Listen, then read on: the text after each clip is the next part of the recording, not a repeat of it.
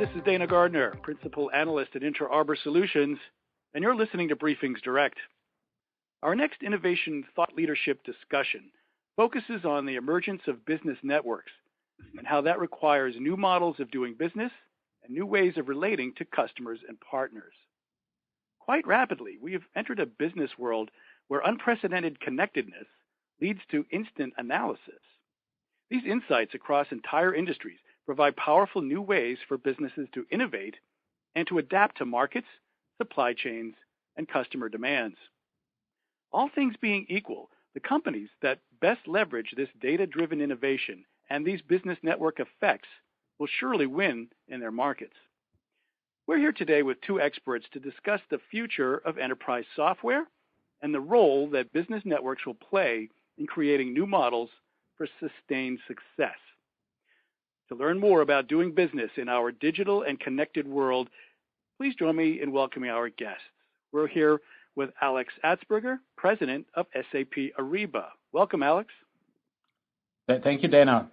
Thank you for having me.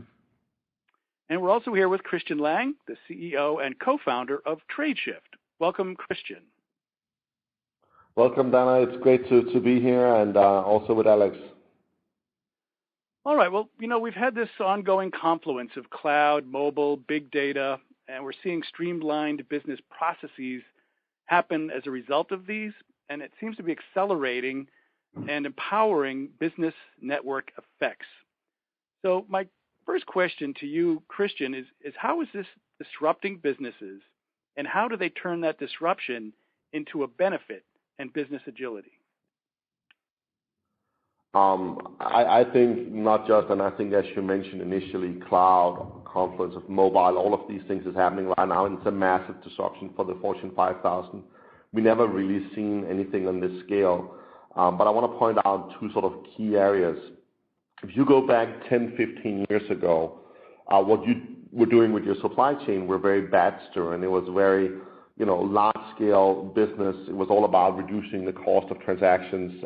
We saw the rise of, let's say, for instance, BPOs, where you did a lot of outsourcing of your processes, a lot of outsourcing of transactions. And it was all about a cost-steady supply chain. But if you look at today, the main paradigm has switched completely. What you see is it's all about agility. It's all about the speed of data. And I think we find that a lot of the solutions we implemented in the 90s and the early 2000s tended to focus on reducing cost. And that very often came on, with the flip side of increasing the cost of change, because we put everything into very rigid processes and very rigid structures. And one of the things that business networks is really transforming right now, and I think both what's happening on Alex's side of the table and our side of the table, is that we're now wiring the full supply chain. We're connecting all of the processes and bringing in all of the data in real time. And that's an extremely fundamental switch from a world where everything used to be fax, PDF, paper, up till actually quite recently. So I think it's a tremendous disruption. It's probably the biggest we've seen in business software in the last 30 years. And it's very exciting to be here because we're just at the very tip of the iceberg for this whole revolution. And Alex, disruption can be a negative, but disruption could also be something that creates opportunity. How are you seeing the market as an opportunity rather than a destruction? Yeah, building on what Christian said, and if I look at the customer conversations I'm having, all customers are realizing that digitization, the confluence of the different trends that was just spoken about, are absolute opportunities to change the business model of companies actually. And if they don't do it, they will actually die. And I think that's the part where if you look now at the Fortune 500 versus what it was 20 years ago, you see obviously such an enormous change. And it doesn't matter which part of the industries you're in, if it's retail, if it's financial services, if it's consumer products, whatever it is, you need to adopt a strategy of actually thinking about how can you use digital technologies for your benefit. Because if you don't, you will fall behind. But the other fundamental thing that has changed, and that's actually an opportunity for companies, is that the user has moved to the center of the conversation.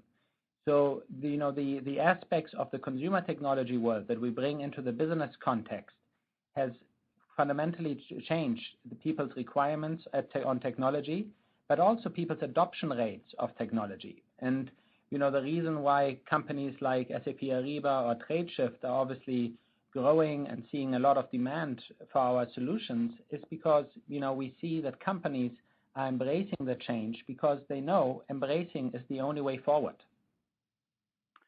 And of course, we've seen the disruption on the B2C side of things with eBay years ago, Uber now, Airbnb, changing industries rapidly. But how does this affect the B2B interactions, the commerce? Is it the same, or do we just extend what we've seen in B2C to B2B, or why would B2B commerce be different or more challenging? First to you, Christian. I think it's absolutely impacting, and I think I'll start with a point that Alex made, that the consumer has moved to the center of the conversation. The user has moved to the center, right? It's about usability, ease of use. If you take something like Tradeshift, we focused very early on making everything mobile first, because we realized that the future B2B processes were all mobile.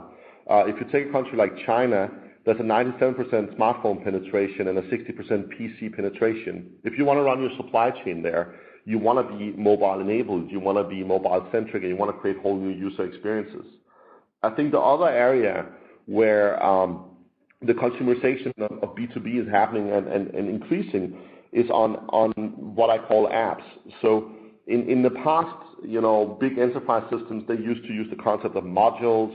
You could load new functionality, but it was sort of very hard to do. It required your IT department. It was very complex and challenging. And today, Salesforce, they were really the pioneers, but we have these app platforms. It's very easy, for instance, on Tradeshift to load a new app, to get a new set of functionality going really, really quickly, and it's easy for the customers to change very quickly and adapt to the business environment. The last area where I think consumerization is hitting the enterprise is on insights. When I use Twitter, Airbnb, I get real-time feedback. If I send a tweet, I immediately know the reach, how many users saw the tweet. I can go in and see the analytics of that tweet, and I can make decisions as a consumer based on that feedback loop. In the enterprise, there's been a tendency in the past that a lot of the business intelligence, the analytics we built, were more like centralized reports going to the top and actually not benefiting the people who are sitting on the front line doing the work, doing the business. And I think where we're going today is really building, using the network data, using the real-time data, really going to a real-time level with these people. And I think that's the last huge disruption you'll see in the enterprise. So real-time insights, the use of apps as a driver and metaphor for delivering new functionality, and a whole new paradigm for user experience and user friendliness. And Alex, for companies that maybe have a hard time adapting rapidly, that are still using legacy software, that prefer on-premises deployments, that are just really now just moving past paper-based processes, how do we encourage them to recognize the change and adapt? Dana, one expression I tend to use with companies is to say, solutions need to be consumer simple, business strong. And what I mean by that is when you are in the B2B space, you need to obviously recognize that the requirements to security, the requirements to integration, the requirements between data and other pieces have a different level of complexity than it is when you use an eBay or a Twitter. And I think the role of technology companies today is to remove friction as much as possible for companies to enjoy the same benefits that a user would in the consumer world. Yet at the same time, the providers have to obviously ensure that there is a business strength to the solutions that gives companies the comfort to move to a cloud environment.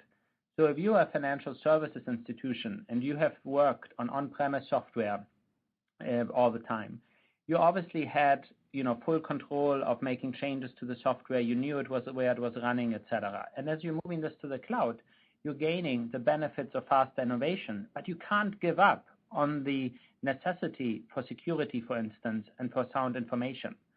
And that's oftentimes why we see obviously customers tending to choose companies like SAP to go with, because of the experience that companies have managing data, ensuring integrity of the information, and ensuring the security. But a lot of conversations that we have with companies is about how do you, on the one hand, deliver that wonderful consumer simplicity, but yet at the same time deliver on the business strength. And I think especially in procurement this is relevant because you can make it so easy through an app to order products, but if you're in procurement, you don't want your employees to just buy things randomly just because it's not easy to do. You want to obviously have the controls and compliance in place to actually manage your spend, have visibility in the spend, and actually manage your company. So that's where I think the crux of the matter is. And if we solve this for our customers, I think customers are ready to move to the cloud. Christian, it sounds as if Alex is calling for a balance between the governance and benefits of traditional software and business applications while also exploiting the newer agility from mobile, from feedback loops, from consumer. It's almost as if we have two companies within one nowadays. How are you seeing that balance, and how do you help companies achieve the right balance? Yeah, no, I think it's of course natural, and I think Alex and I think it's also can probably recognize that we come from both sides of the equation here. Alex, he's trying to transform what traditionally has been an on-premise company and going towards the cloud, and I obviously come from a cloud-first company and trying to breach into some of these complex use cases, which I completely want to acknowledge. I mean, Alex is spot on. Security is still a massive issue, especially with the data we deal with here. So I think it is about finding that balance. It's also why we can't use the consumer apps and consumer app models. We need to have security models around it. We need to have a lot of things. But on the other hand, this stuff is also getting very robust. You saw some recent breaches last year. There was the Sony story with all of the emails that was leaked. That was actually an on-premise system that was penetrated. I'm quite sure if that had been a cloud-based provider like Google or Microsoft, that penetration had never happened.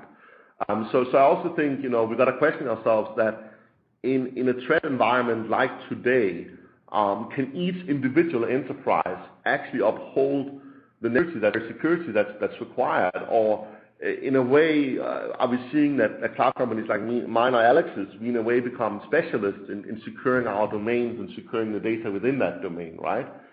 I also think when we talk about this balance, it's clearly. When we talk about compliance, for instance, I think there's sort of two paradigms. You can have control and compliance up front. The risk of that is obviously you limit adoption and thereby limit impact on the business case side. On the other hand, as Alex says, we can't just have people going in procurement and randomly buying everything, but can we guide them better? Can we give them real-time data to show them the consequences of what they could do instead, maybe rather than put up a wall as the first step? And I think that's where there's a lot of innovation happening right now and a lot of thinking. All right, let's go and revisit this notion of business networks. It seems to me also that as we move towards cloud models, as we look to systems of record as services, the data becomes more transferable, shareable, manageable, not siloed, not isolated.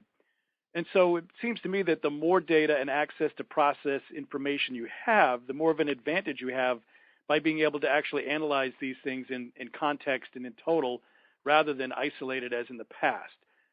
So how do we as suppliers to enterprises help them recognize the benefit of combined network efficiencies, of looking to a provider to actually help them integrate and understand all of the data that's at their disposal? Let's start with you, Alex. How do we help make business networks palatable to organizations and trust the supplier to do, or the vendor to do more and more when it comes to bringing these sources of information together? Yeah, this is an exciting topic, Dana, because if you look at it, obviously networks in their essence have a network effect, which obviously means as more people are connected to a network, the more valuable the network overall becomes to all participants. And that's something that we see very much in the Ariba business model, where today we have 2 million companies connected to the network. And when I go into certain markets for instance, and we talk to certain customers about their supplier base, it makes a difference when 50, 70, 80% of those suppliers are already connected to the platform. And if you step back and think about point-to-point connections like EDI that existed in the past to create connections between companies, now you suddenly have a network where you have the baseline to add additional services to a network to actually enrich the experience for everyone who actually participates in the network. And it's very, very important to understand that, from our perspective, when we talk about procurement, I also look at the supplier side as a customer. So there's value on both sides. So when we talk, for instance, about mobile apps, the mobile apps don't just exist on the buyer side, they also exist on the supplier side. And that's a very, very important part of this. Now, as you bring new services, for instance, payments, supply chain information, forecast information, into the network, these are some of the most rapidly adopted solutions that we see because people already have the network in place and can now do more with it. It's very similar to, if you look back at social networks, it started pretty much with a status update, and today, you can share more and more of your life and actually do more and more things on a network, and that's the power of it. Yet at the same time, again, the data needs to be secure. Companies need to feel they actually do business with other trusted entities, which brings in the whole topic of supplier risk, of having transparency into who the suppliers actually are that you do business with, but also identifying new sources of supply. So that becomes very, very powerful. And then underneath everything is obviously the actual data that sits there, and opening up that information in the platform for companies to actually analyze, benchmark themselves is extremely powerful. So I often talk about the application, the network, and then the data play is really the three dimensions that companies should be thinking about as they embrace a network strategy. A whole greater than the sum of the parts. How do you see business networks unfolding, and how do organizations take advantage of it? So first off, I think, this is one of the areas where Alex and I, we wholeheartedly agree. When Gartner, they came out with the new hype cycle for procure to payment, one area that they pointed out was a whole new category called multi-enterprise grid. And that's, of course, a mouthful of a word to swallow, but what they really said was that the future for enterprise connectivity is something brand new. It's not the business networks in the sense that we know them today. It's not the EDI networks. It's something where information can flow in all directions. It's a full stack of information, not just transactional data, but also, as Alex talked about, real-time insights, analytics data, logistics data, collaboration, and so on. And there was only really two providers mentioned in that category, which is rated by Gartner to be one of the most impactful over the next 5 to 10 years. And the two providers were Tradeshift and Ariba. And obviously, as a company here who's a third of the age of Ariba, we were proud to be in that category. But I think it shows the focus that both of these companies we have on this area. Now, I think one thing we did well, and I also think points to the future of this, is we started out as a supplier network. Before we built any buyer functionality, we actually designed a completely functional supplier network. And we help suppliers join for free, get access, run all of these services, and then slowly we build out our enterprise portfolio. And that meant that from the beginning, Tradeshift has always been network first.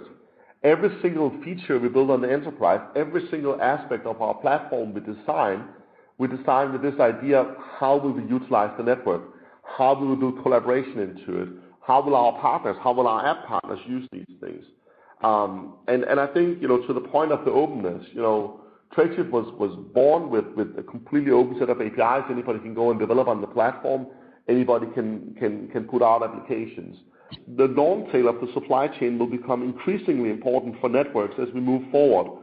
Because as we're moving into much more complex transactions, as we move into much more complex data, we will need to connect every single supplier. If you take something like risk, for instance, is one of the examples that Alex mentioned. Risk, you are as exposed to the tiny supplier as you are to the big North American supplier you've been doing business with for 10 years, maybe even more. So I think if you ask me what's the future of networks, I think it will be three things.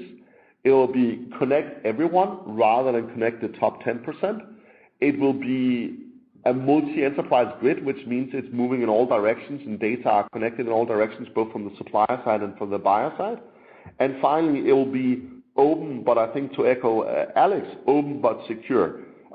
People will be able to build and innovate on top of these platforms, but within a secure framework and secure context. Right, great, thank you. Now, Alex, SAP has been around for quite some time, and the sort of conventional wisdom nowadays is that if you're a legacy provider, that you're somehow at a disadvantage in the cloud environment. And yet, SAP recently reported very strong growth, and I think this validates somewhat of a different approach or a different perception of a legacy vendor. Tell us a little bit of why you think SAP is growing while other vendors, in some cases, are struggling. Yeah, if you look at it, obviously, as a company that has been in business for 42 years, we know one or two things about going through different technology cycles, and each technology cycle requires you to obviously transform your company. And I think what SAP did right in this transformation is that it actually acquired businesses to move the business forward. A significant investment in outside R&D, basically, by bringing in capabilities into SAP. But then when the companies got acquired, each company is actually managed as an entrepreneurial entity inside the business. And for me, that's very, very important. Belonging to a family where my father actually had his own business, etc., where I really believe in it's really important that companies focus on innovation and actually have a capability to have an entrepreneurial mindset and a founder's mindset inside a business.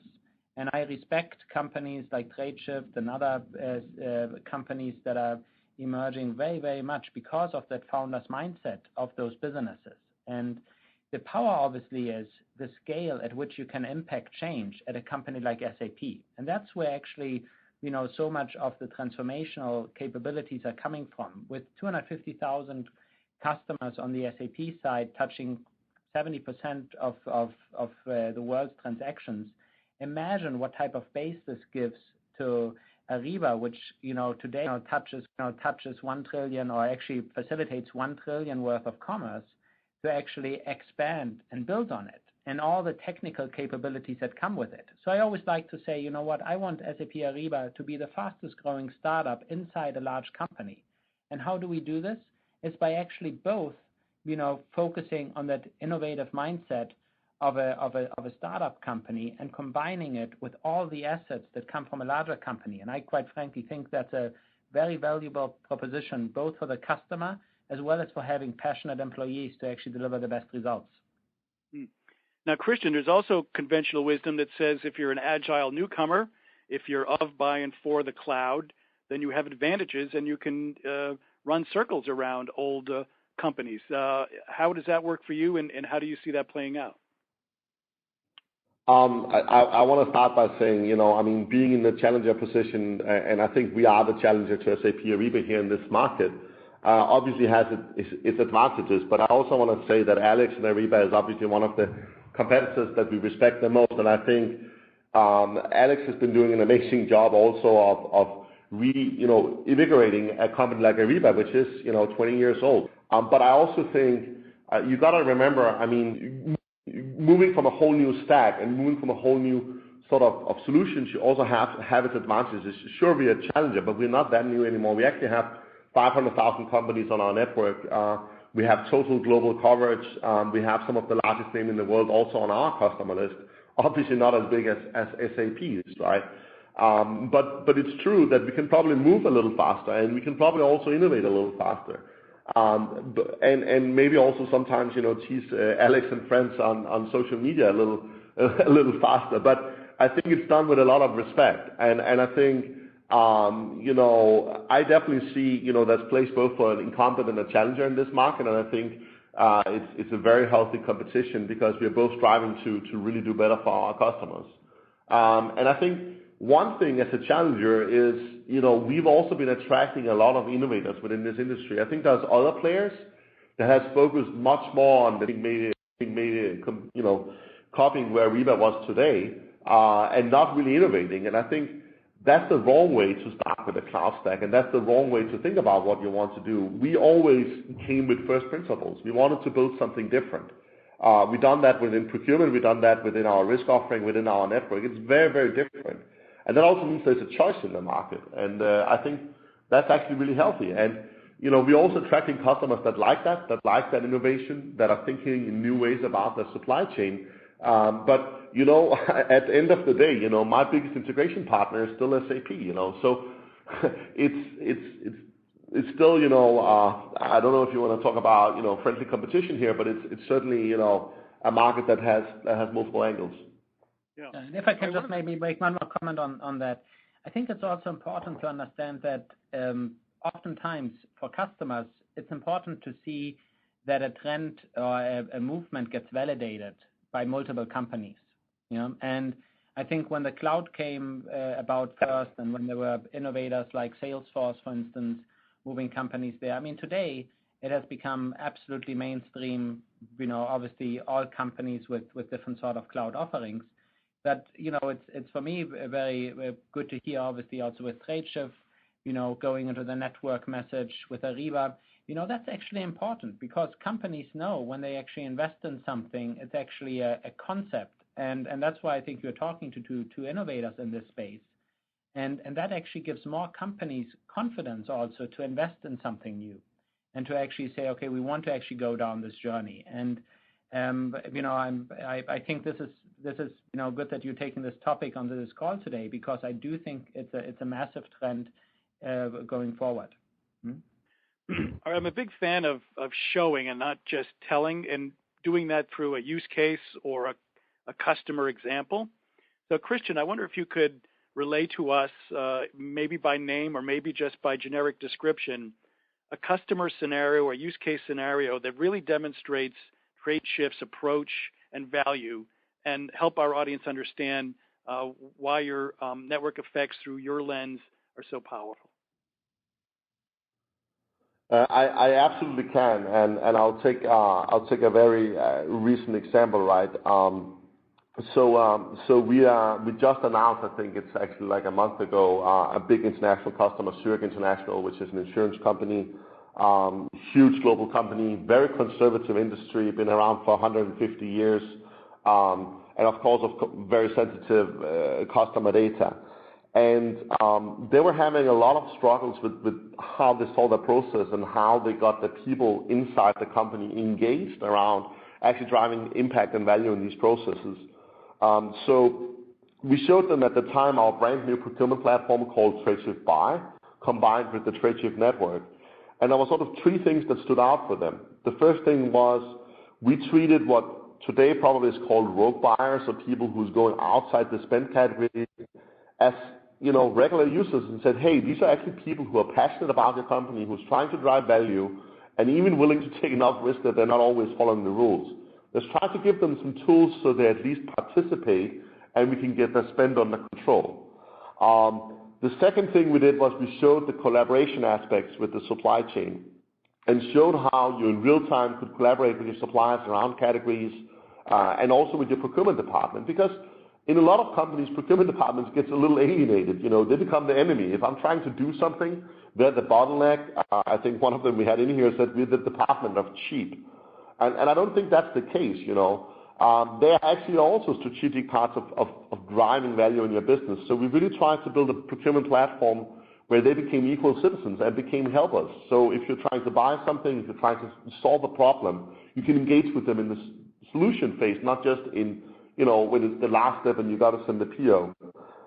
And the last bit was essentially, the ability to roll this out globally for their supply chain. They're a huge global company, and knowing that, having confidence that they could get the onboarding rates. And they looked at a lot of solutions, and I think when it comes down to it today, there is only really two true network solutions in the world, which is the Ariba and Tradeshift. The rest is not having all of these platform capabilities and not having this broad scope.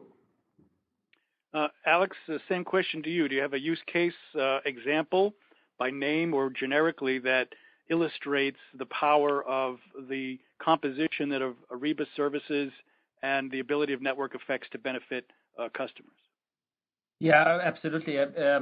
Just to give you a couple of different examples, maybe just giving you a little bit different flavors of different ones. If you take a company like AIG, the insurance company, I urge you to look at on YouTube at their video talking about how they actually drove about a $300 million business case through the Ariba platform, and that was driven through taking all categories of spend actually onto the Ariba platform, including, by the way, legal services, which is something where a lot of companies say, we can't actually bring this into an e-sourcing environment. So that's an exciting case.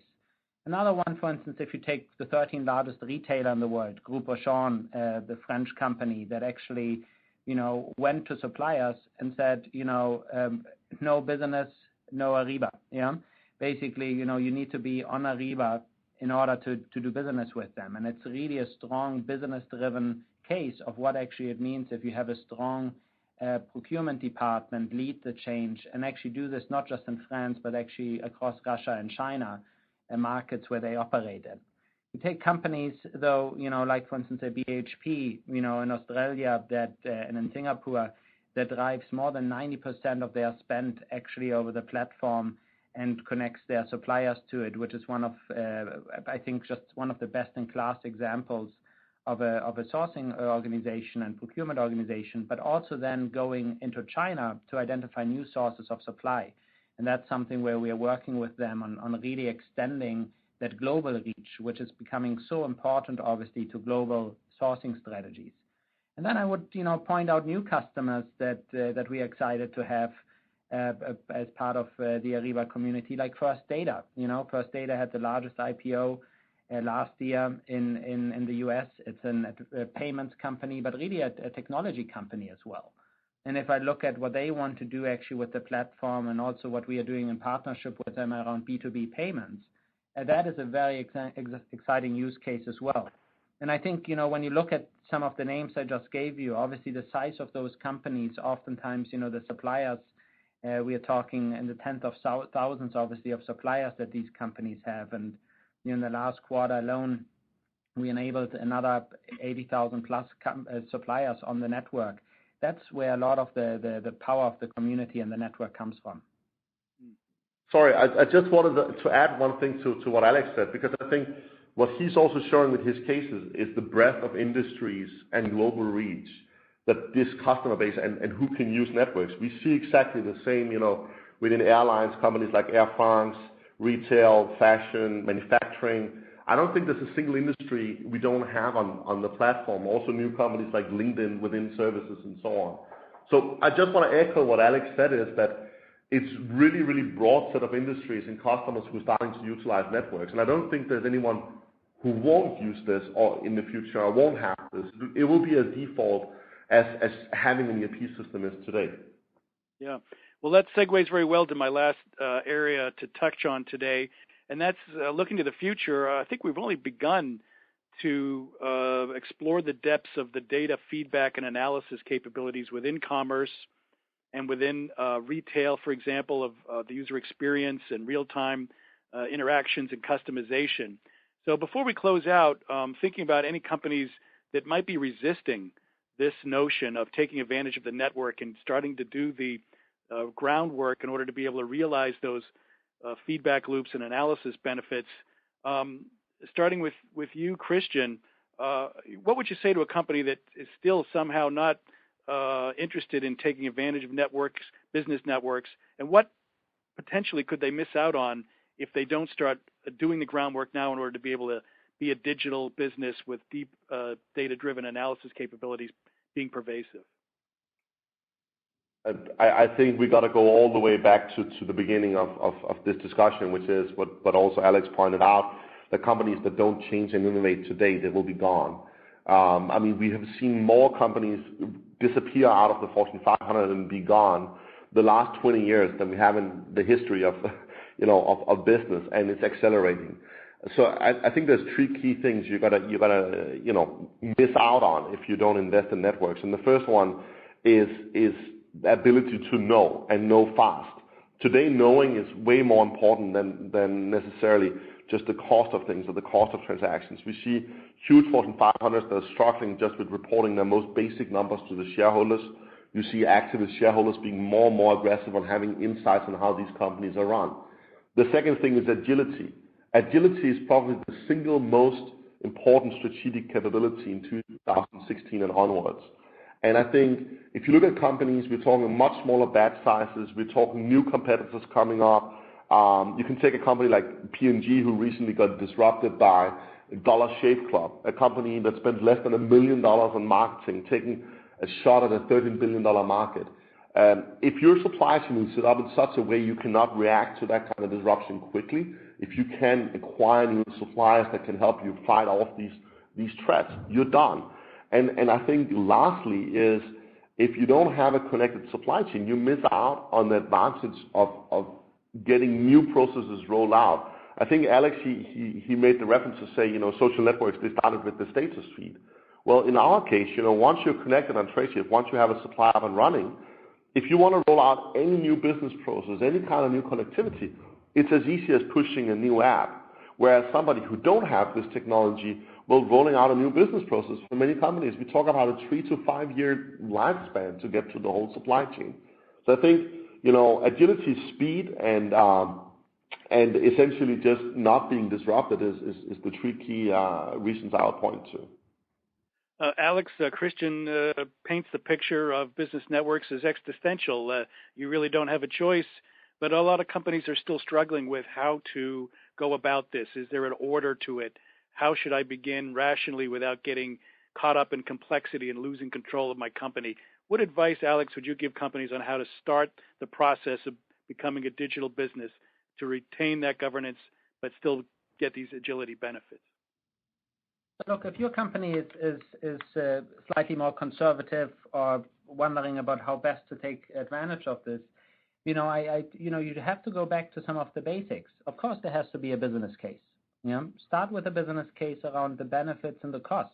What is currently the infrastructure cost you, the paper-based processes cost you to actually do business with your suppliers? What are the benefits that you would have, as Christian pointed out, if you could actually extend more and more capabilities over the network? And that itself is value. Then the second piece is, engage in things like design thinking about envisioning what the future could look like. Bring together different people out of your companies cross-functionally to actually think about, how you could envision doing more with the assets you have and actually creating new capabilities. And that's where things get really exciting when you think about, maybe we shouldn't be thinking about the network just as something where we are, buying from, but maybe it's something that we become a supplier into. And we have many customers, by the way, who do both, who are both buyers and suppliers on the network, and there's value in that as well. And then, finally, it's about, understanding, anything that you digitize doesn't mean that your business becomes, somehow less involved or somehow detached from your suppliers. It's actually the opposite. You become more relevant. You, as a buyer, you become a customer of choice to your supplier. And I think that's very powerful, because at the end of the day, you could argue that as a consumer, for instance, you start to obviously, prefer those companies that actually have a digital relationship with you. And that's what, networks really build and give you, is to build this digital relationship between your suppliers and the buyers. And, again, I think, conservative companies, happy to talk to them, Dana. If you have any names, send them my way. But we'd love to engage. Or my way. and we'd love to obviously have that conversation. But, it comes back to the fact that there's real value in this, obviously, and it gives all the things that Christian talks about with the agility and other benefits as well. And it both makes sense strategically as well as from the business case. And if those things come together, companies have a great future. Well, great. I'm afraid we'll have to leave it there. You've been listening to a BriefingsDirect discussion focused on the emergence of business networks and how that now requires new models of doing business. We've heard how companies that best leverage this data-driven innovation and these business networks will gain significant advantages in their markets. And lastly, we've learned that the use of business networks creates new models for sustained success. So please join me now in thanking our guests. We've been joined by Alex Atzberger, President of SAP Ariba. Thank you, Alex. Thank you so much, Dana. Enjoyed this thoroughly, and thank you, Christian. Yes, and thank you, Christian Lang, CEO and co-founder, TradeShift. Thank you so much, Dana, and thank you, Alex. I'll see you out there. Absolutely. And also a big thank you to our audience for joining us for this SAP Ariba-sponsored Business Innovation Thought Leadership discussion. I'm Dana Gardner, Principal Analyst at Inter Arbor Solutions, your host and moderator. Thanks again for listening, and do come back next time.